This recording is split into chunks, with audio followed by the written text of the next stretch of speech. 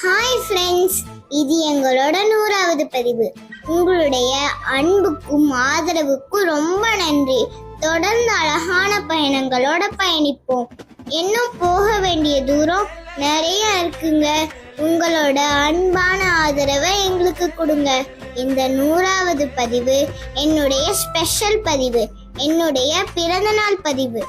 என்னுடைய பிறந்த நாளை இன்னைக்கு நான் யார் கூட பகிர்ந்துக்கிட்டேன்னு சொல்றேன் வாங்க. உழுதுண்டு வாழ்வாரே வாழ்வர், மற்றெல்லாம் தொழுதுண்டு பின் சென்றது என்றார் வள்ளுவர்.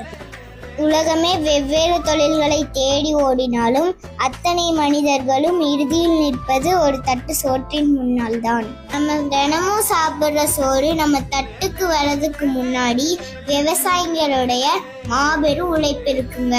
அதுல ரொம்ப முக்கியமான ஒரு படி தாங்க இந்த நாத்து நடவு. அப்படிப்பட்ட பெரியவங்களோட என் பிறந்த நாள என்னால முடிஞ்ச இனிப்பு காரங்களை கொடுத்து அவங்க கிட்ட ஆசீர்வாதம் வாங்கினேன். அவங்க முழு மனசோட என்னைய ஆசீர்வாதம் பண்ணாங்க.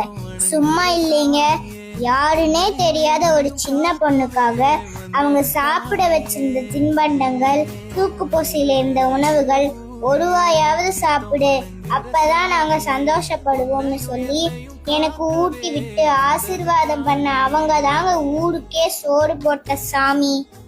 இந்த நாளை என்னால மறக்கவே முடியாதுங்க. உழவன் சேத்துல கால் வச்சாதான் நம்ம சோத்துல கை வைக்க முடியும். விவசாயங்கிறது நம்முடைய கலாச்சாரம், அடையாளம் மற்றும் வாழ்வாதாரத்தோட மிக முக்கியமான உயிர்நாடி. நான் உங்கள் தங்கமேன் தீப்ஷிகா சுதன். நல்லதையே கேட்போம், நல்லதையே பகிர்வோம்.